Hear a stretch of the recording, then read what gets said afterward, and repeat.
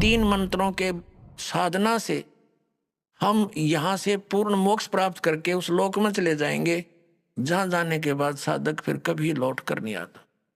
तो ये इस पूरी श्रीमद् भगवत गीता का निष्कर्ष आपके सामने। आप थोड़ा संकेत दिखा और देता हूं, देखिएगा। श्रीमद् भगवत गीता अध्याय नंबर 8 के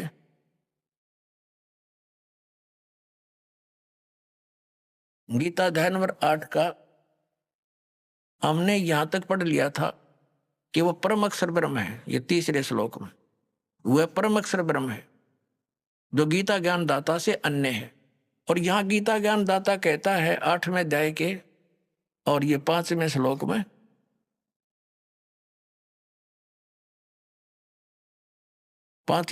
में, कि जो पुरुष अंत काल में मुझे ही समण करता हुआ शरीर त्याग कर जाता है वह साक्षात मेरे रूप को प्राप्त होता है।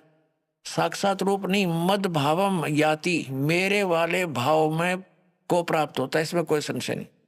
अब 7वें श्लोक में क्या कहा है 8वें अध्याय के में?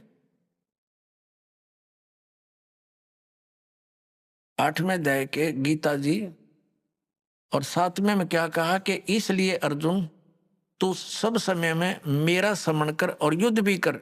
युद्ध तो करना पड़ेगा, मेरी शरण में रहेगा तो। और मुझ में अर्पण किए हुए मन बुद्धि से युक्त होकर निसंदेह मुझे ही प्राप्त होगा। अब 8वें में और 9वें में ये स्पष्ट कर दिया है। 8वें में गीता अध्याय नंबर 8 का श्लोक नंबर 8 हम पढ़ रहे हैं। हे पार्थ, परमेश्वर के यह नियम है, परमेश्वर के अभ्यास योग युक्तेन, उस 3 मंत्र के जाप का अभ्यास करने वाला दूसरी ओर न जाने वाले चित्त से निरंतर चिंतन करता हुआ मनुष्य परम दिव्यम पुरुष याति, उस परम अक्षर ब्रह्म को प्राप्त होता है। परम प्रकाश रूप दिव्यम दिव्य पुरुष को अर्थात परमेश्वर को ही प्राप्त होता है जो गीता ज्ञान दाता से अन्य है। ये अब 9वें में यह कंसेप्ट भी क्लियर किया है कव्यम। अब यहां इसको नहीं छेड़ेंगे, हम स्पष्ट यही पढ़ेंगे। जो पुरुष सर्वज्ञ अनादि सबके नियंता यानी सबका मालिक, सूक्ष्म से अति सूक्ष्म सबका धारण पोषण करने वाला, अचिंत रूप, सूर्य के सदृश नित्य चेतन प्रकाश रूप यानी सूर्य की तरह तेजो में शरीर युक्त साकार, स्पष्ट है इसमें। अविद्या से अति प्रे सच्चिदानंद घन परमेश्वर का श्रवण करता है, उस परम अक्षर ब्रह्म का श्रवण करता है। अब 9वां आपने पढ़ दिया, 8वें अध्याय का अब 10वां पढ़ते हैं। वह भक्ति युक्त पुरुष यानी 3 मंत्र के जाप करने वाला, जिसमें एक ओम है, 2 तत् और सत सांकेतिक है। वह भक्ति युक्त पुरुष अंत काल में योग बल से, योग माने साधना भक्ति की शक्ति से, भ्रकुटी के मध्य में प्राणों को अच्छी प्रकार स्थापित करके फिर निश्चल मन से श्रवण करता हुआ उस दिव्य रूप परम पुरुष परमात्मा को ही प्राप्त होता है। यानी गीता ज्ञान दाता से अन्य है वो परम अक्षर ब्रह्म, उसकी साधना करने वाला उसको प्राप्त होता है। और ये अज्ञानी आचार्य और ये शंकराचार्य हमारे धर्म गुरु कहते हैं श्री कृष्ण जी अपने विषय में कह रहे हैं और कोई परमात्मा नहीं, नहीं और कोई नहीं है। इन्होंने आज 5500 वर्ष हो गए इस गीता श्रीमद् भगवत गीता और पुराणों को और वेदों को लिपिबद्ध हुए, इन कख नहीं पता इसके बारे में। आचार्य का अर्थ गुरु होता है और गुरु अध्यापक होता है जो सिलेबस से पूरा परिचित हो, मास्टर हो। और जिसने कख नहीं पता वो काय का टीचर, काय का आचार्य। ये डबो दिया सारा देश, हिंदू समाज को इन्होंने भूत बनवा के फिर उनने की पूजा करवाते हैं, श्राद्ध निकलवा कर अपना पोषण करते हैं लोग। अपने आत्माओं, ये तो कंसेप्ट क्लियर हुआ कि श्रीमद् भगवत गीता अध्याय नंबर 18 के श्लोक नंबर 62 में और 66 में गीता ज्ञानदाता ब्रह्म है, सरपुरुष है, अपने से अन्य उस परम अक्षर ब्रह्म की शरण में जाने को कहता है। वो परम अक्षर ब्रह्म कौन है ये दास बताओगा। वो कबीर साहब है, वो काशी के अंदर धानक रूप में, जुल्हे रूप में आया था। जिसको एक कवि कह करके हमने उसका उनका इतिहास बंद कर रखा था, ये परम अक्षर ब्रह्म है। उन्होंने 600 वर्ष पहले वो ज्ञान दिया था जो आज हमारे सदग्रंथों में विद्यमान है। और ये हमारे आचार्य और शंकराचार्य श्री शंकर देव श्री विष्णु जी को अजन्मा अजरो अमर, इनके कोई माता पिता नहीं बताते। और पुराणों के अंदर इनके इतिहास में लिखा कि इनके माता पिता हैं, इनकी जन्म मृत्यु होती है और इनको ये भगवान बताते हैं। शिव पुराण के अंदर लिखा कि तुम ब्रह्मा और विष्णु तुम भगवान नहीं हो, तुमने अपने आप को भगवान मान लिया।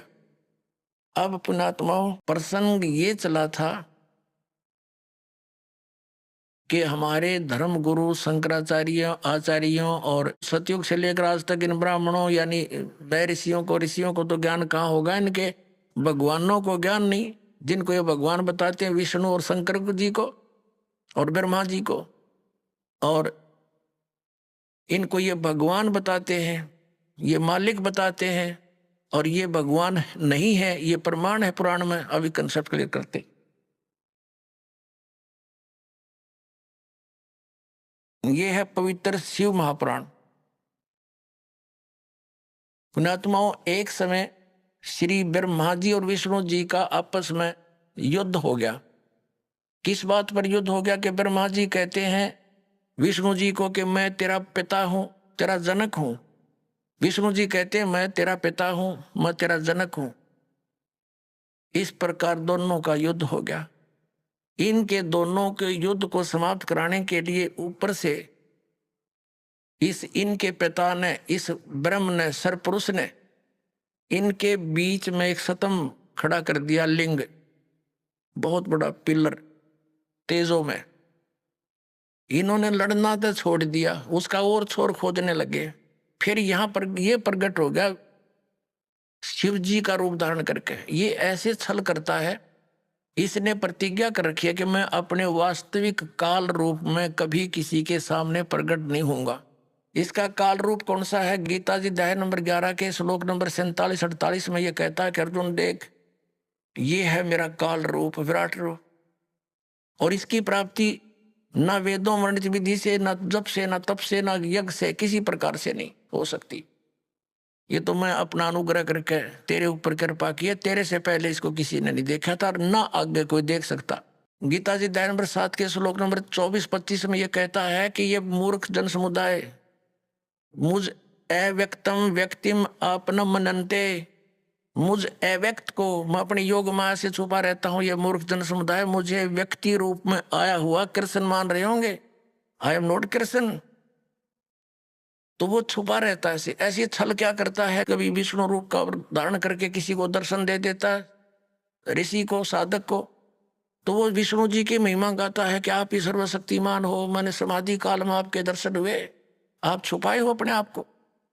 ऐसे ही कोई साधक साधना कर रहा है ब्रह्म की, तो उसको ब्रह्मा के रूप में दर्शन दे देता है। वो कहता है ब्रह्मा जी, ये ब्रह्मा जी सर्वशक्तिमान है, ये छुपाए बैठे अपने आप को। और किसी को शंकर भगवान के रूप में दर्शन दे देते, तो वो कहते हैं शंकर भगवान ही सर्वेश्वर है। तो इस प्रकार ये भ्रम फैला रखा था इस काल भगवान ने। और इसी के आधार से श्री ब्रह्मा जी श्री विष्णु जी को भ्रम हो गया कि मैं पालन करने वाला, ब्रह्मा जी का मैं उत्पत्ति करने वाला। अब श्री विष्णु जी को ये था कि तू मेरी नाभि कमल से उत्पन्न हुआ। ब्रह्मा जी कहते हैं मैं सारी सृष्टि का उत्पन्न करने वाला हूं, मैं प्रजापिता हूं। इन दोनों का युद्ध हो गया। तो तब ये आके खड़ा हो गया उनके पास और उनसे क्या कहता है कि तुमने अज्ञानता से अपने आप को ईश मान लिया, भगवान मान लिया, यू आर नॉट गॉड। ये दिखाता हूं आपको, ये देखिएगा श्री शिव महापुराण हिंदी टीका सहित भाग 1। ये शिव महापुराण है, ये श्री शिव महापुराण। इसके कौन है लेखक? विद्यावृद्धि पंडित ज्वाला प्रसाद जी मिश्र कृत हिंदी टीका सहित, खेमराज श्री कृष्ण दास प्रकाशन मुंबई। ये शिव महापुराण है।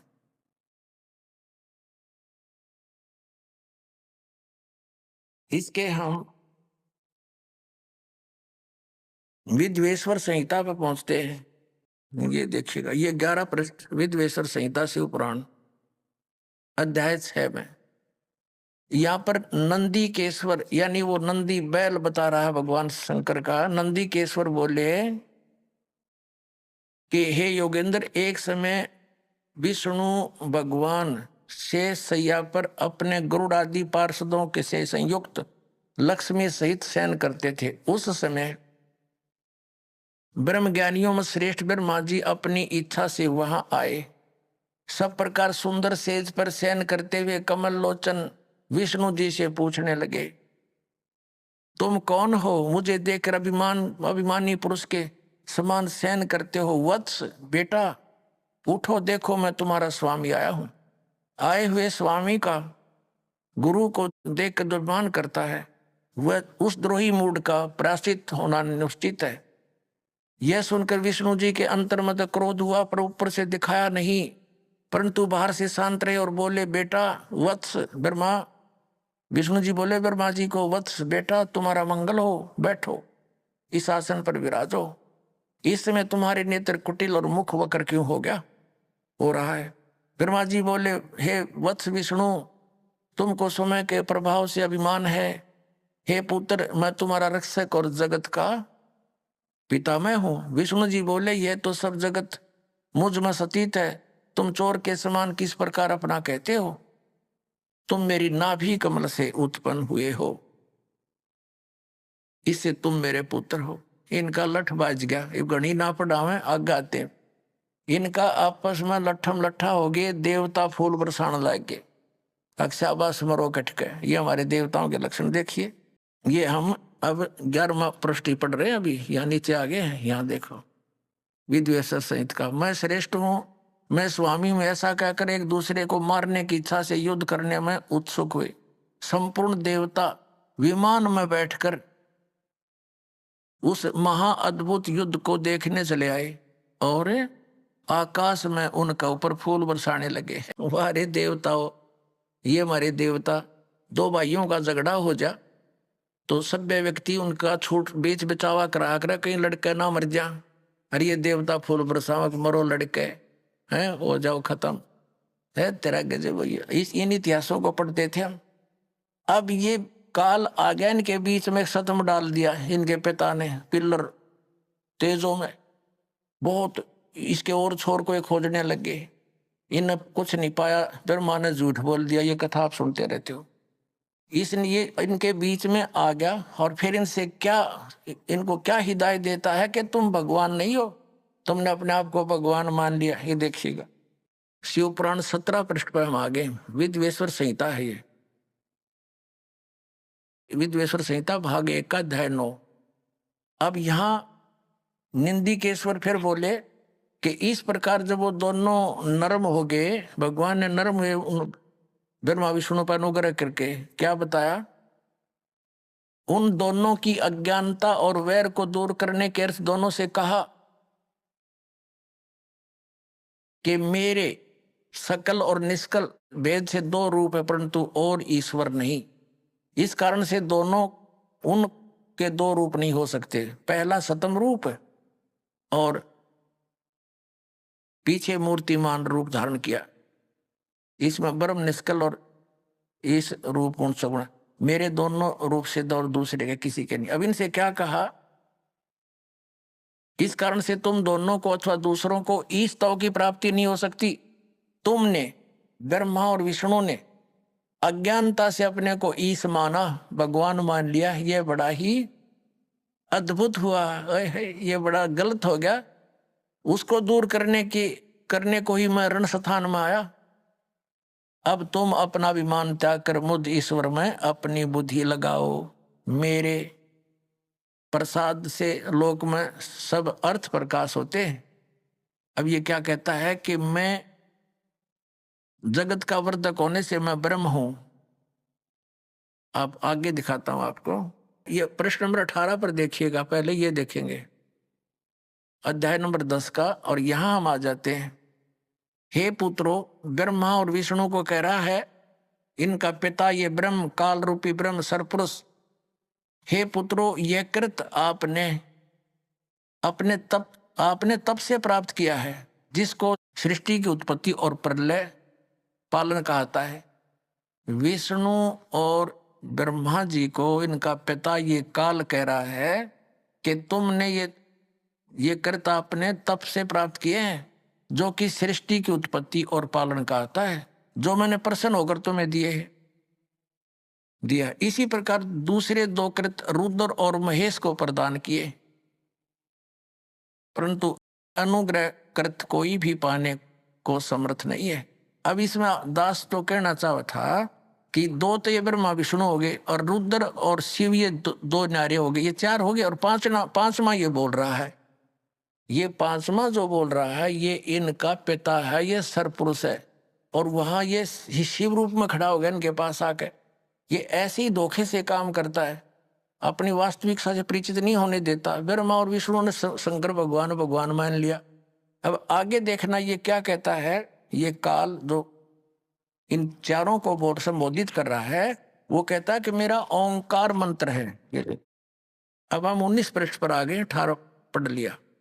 विद्वेश्वर संहिता अध्याय 10 ही चल रहा है, यहां देखना।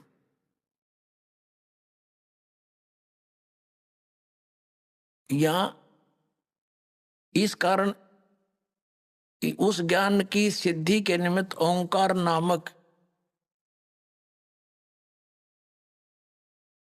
मंत्र जप करो, अभिमान को दूर करने वाला है, सोई निज मंत्र उपदेश करते हैं। यह ओंकार मेरे मुख से उत्पन्न होने से मेरे ही रूप का बोधक है, महामंगल करने वाला है। यह वाचक है, मैं वाच्य हूं। यह मंत्र मेरा आत्मा है, उसके स्मरण से मेरा स्मरण होता है। उत्तर के मुख से आकार, पश्चिम के मुख से उकार, दक्षिण के मुख से मकार, पूर्व के मुख से बिंदु, मध्य के मुख से नाद उत्पन्न हुआ। इस प्रकार 5 प्रकार से यह निर्गत हुआ। वह सब एक होकर ओम ऐसा एक अक्षर हो जाता है। यह सब नाम रूपात्मक। अब कहने का भाव यह है कि ये ओम एक अक्षर इस ब्रह्मा विष्णु महेश के पिता का है। ये हो गया स्पष्ट। अब हम आते हैं पुनः देवी पुराण पर। अब इससे क्या सिद्ध हो गया कि ब्रह्मा विष्णु रुद्र और ये महेश ये भगवान नहीं है। इनका पिता खुद कह रहा है कि यू आर नॉट गॉड। और ये हमारे आचार्य शंकराचार्य हिंदू धर्म के धर्मगुरु यही नहीं को भगवान बता के हमें मूर्ख बना रहे। आज तक इनका कख नहीं पता था इनको वेदों गीता और पुराणों का। बताओ, पुणात्माओं इनने हमारे भोलेपन का नाजायज फायदा उठाया। इन नकली गुरुओं ने बैठा दिया, पूरा मानव समाज भूत बनवा दिया। फिर उनकी पूजा करवाते हैं, श्राद्ध निकाल लो, हैं पिंड भरवाओ। अब जो साधना दास बताएगा उसमें ना तो कोई भूत बने, और फिर कोई क्रिया की जरूरत नहीं उनकी। प्रसंग ये चला था आज के इन हमारे आचार्य और शंकराचार्य धर्मगुरुओं को तो ज्ञान कहाँ होगा, इनके भगवानों को ज्ञान नहीं, जिनको ये भगवान बताते हैं। और वो भगवान नहीं है, सिद्ध हो गया कि ये भगवान नहीं है। और इनको ये भगवान बताते रहे, ईश बताते रहे। अब सतयुग के ब्राह्मणों ने ज्ञान नहीं। बताओ, सतयुग से लेकर आज तक ब्राह्मणों ने ज्ञान नहीं वेदों का। देखिएगा श्रीमद् देवी भागवत गीता प्रेस ग्रुप से प्रकाशित, केवल हिंदी। इसके संपादक हनुमान प्रसाद पोदार, चिमनलाल गोस्वामी। ये गीता प्रेस गोरखपुर से प्रकाशित है।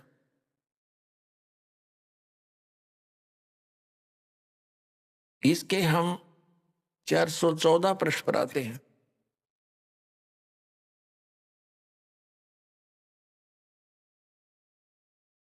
ये 414 पृष्ठ है श्री संक्षिप्त देवी भागवत और छठा सकंद। अब यहां से पढ़ेंगे। जन्मेजय ने पूछा, महाभाग किस युग में कैसा धर्म का स्वरूप है, इस संपूर्ण विषय को विशेष रूप से बताने की कृपा कीजिए। व्यास जी बोले, राजन, यह निश्चय कि सतयुग में ब्राह्मण वेद के पूर्ण विद्वान थे। उनके द्वारा निरंतर भगवती जगदम्बा की आराधना होती थी।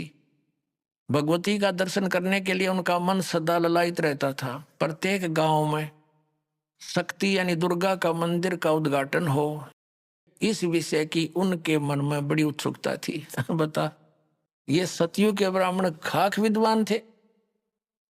कहते हैं व्यास जी का ज्ञान देख लो कि सतयुग के ब्राह्मण वेद के पूर्ण विद्वान थे और दुर्गा की भक्ति करते थे। अरे तेरा फूटे बाग हमारे, इसे आचार्य हमारे। अब दुर्गा तो कहती है कि वेद उस ब्रह्म की पूजा करो, ओम नाम है, नथिंग एल्स, और सब बातें त्याग दो। तो क्या ये सतयुग से लेकर आज तक ये ब्राह्मण लोग वेदों और गीता और पुराणों से परिचित थे? इन्होंने अपना भी नाश कर हमारा भी बैठा बैठा दिया। अब अपना भी भक्ति नाश किया, अपना जीवन नष्ट किया, और साथ में यजमानों को भी ले डूबे ये। अब ये तो सतयुग के ब्राह्मणों के विषय में। अब कलयुग के ब्राह्मणों की जानकारी जो वर्तमान के शंकराचार्य और आचार्य तकरीबन ये ब्राह्मण ही है, ब्राह्मण वर्ण के। अब यहां देखो वही छठा अध्याय चल रहा है, पृष्ठ 414 पर। हम यहां पढ़ रहे थे अभी, ये हमने पढ़ लिया, अब यहां आ गया। व्यास जी कह रहे हैं कि धर्म की यही स्थिति त्रेता में रही, परंतु कुछ ह्रास हो गया। सतयुग की जो स्थिति थी वो द्वापर में विशेष रूप से कम होगी।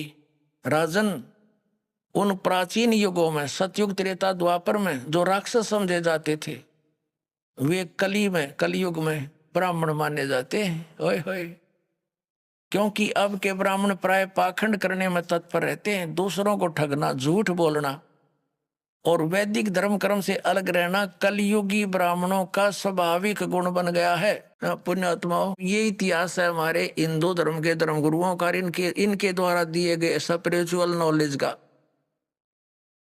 इन आचार्य और शंकराचार्य और हमारे धर्म गुरुओं को कख नहीं पता था हमारे सदग्रंथ क्या बताते हैं, और ये के लोक वेद सुनाया करते थे। ये क्या कहते हैं कि जीव ही ब्रह्म है, अहम आत्मा ब्रह्म, ये आत्मा ही परमात्मा है। और फिर दूसरी तरफ कहते हैं श्री कृष्ण की, श्री विष्णु जी की और श्री शंकर भगवान की पूजा करनी चाहिए। बताओ, और उधर देवी की पूजा करते हैं और इनको भगवान बताते हैं। इनके विषय में लिखा है, स्पष्ट है कि ये भगवान है ही नहीं जिनको ये भगवान बनाकर हमें पूजवाया करते थे। तो पुण्यात्माओं, ये सौभाग्य आपका कि परमात्मा ने आपको शिक्षित किया, इस दास को अध्यात्म ज्ञान युक्त किया। अब देखना पूरे विश्व में यह ज्ञान जाएगा और सब मानव का कल्याण हो जाएगा। बोलो सतगुरुदेव।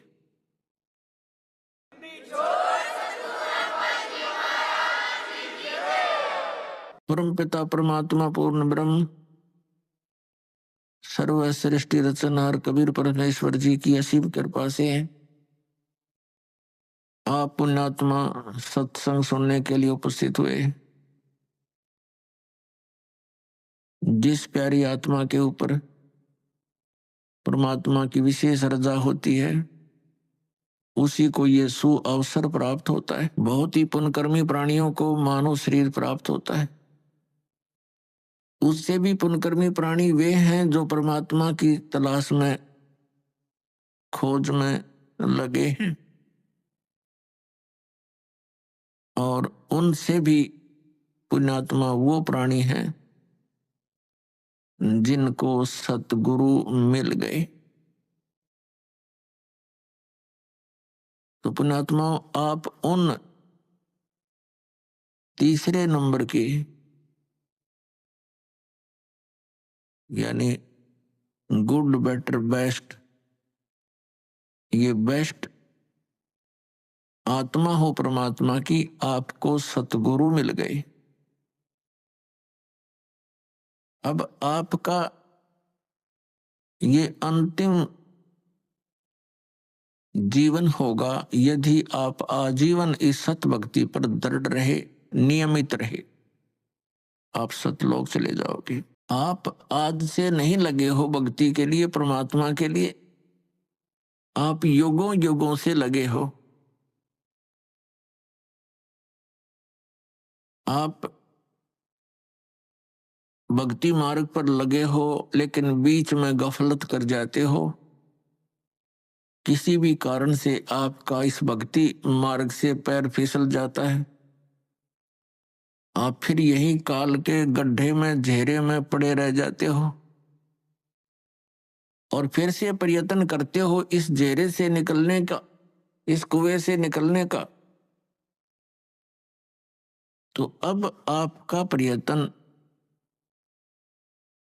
आपका जो इस काल के घेरे से निकलने का ये लास्ट स्टेप रह रहा है।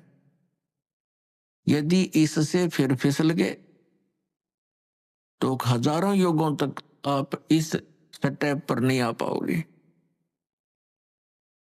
इस चरण में नहीं आ पाओगे। जो इस सतमार्ग से जुड़े हैं और उनका पैर फिसल गया तो वो तो बहुत कई हजार युगों के बाद ही फिर पुनः इस भक्ति मार्ग को ग्रहण कर पाओगे। कारण क्या है? कारण ये है कि ये सत भक्ति है, यथार्थ मंत्र है।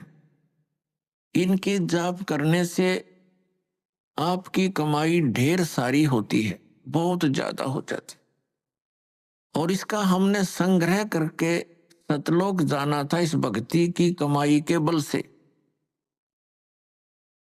और ये अंतिम सांस तक हमने संग्रह करना था इसका। और हम किसी भी कारण से परमात्मा के इस मार्ग से विचलित हो जाते हैं अंतिम सांस तक कभी भी, तो फिर हम यही रह जाएंगे। और यहाँ का विधान है कि जैसे कर्म प्राणी ने किया है वैसे फल उसको मिलेंगे ही मिलेंगे। आपके पुण्यों का, आपकी सतभक्ति का ढेर लग जाएगा। जैसे आपको प्रथम मंत्र दिया जाता है, इसमें हमारे कमल हैं, हमारे शरीर के अंदर ये चक्कर बने हुए हैं, चक्कर जैसे एक मूल चक्र है, फिर स्वादिष्ठान चक्र है जिसको संतों ने स्वाद चक्र बोला है, और फिर नाभि चक्र है, नाभि कमल भी कहते हैं, मूल कमल भी कहते हैं, अधिष्ठान कमल भी कहते हैं। चक्कर कहो कमल कहो, संतों ने उसे कमल बोला है, योगियों ने चक्र बोला है। फिर हृदय कमल यानी हृदय चक्र है, फिर कंठ कमल है यानी कंठ वाला चक्र है, और फिर त्रिकुटी कमल है। तो इस प्रकार हमारे शरीर में ये जितने भी कमल चक्र हैं, इन पे एक एक देवता का आधिपत्य है। मूल चक्र के ऊपर, मूल कमल के ऊपर गणेश जी का बैरियर है, ये समझ लो ये बैरियर है।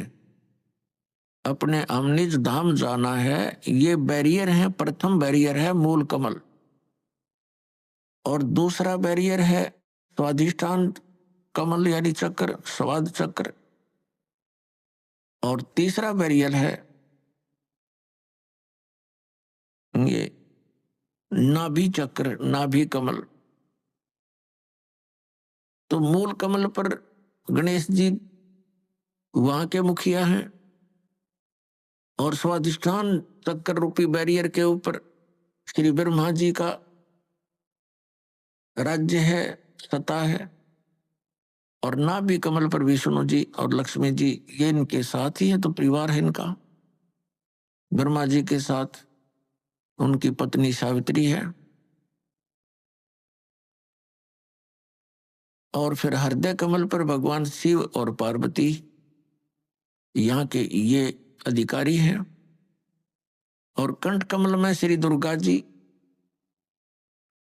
तो इस प्रकार हमने कंठ कमल से तक जितने भी ये बैरियर हैं, इनसे पार होने के लिए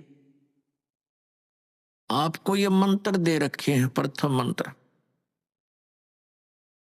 तो इनकी भक्ति कमाई करके आप जब इन बैरियरों के पास निकट जाओगे तो आपके बैरियर का मार्ग साफ मिलेगा और आपकी जो कमाई आपने प्रथम मंत्र में इन इन देवों की जो मजदूरी की है, साधना की है, ये आप वहां इनका टैक्स देते हुए चलोगे।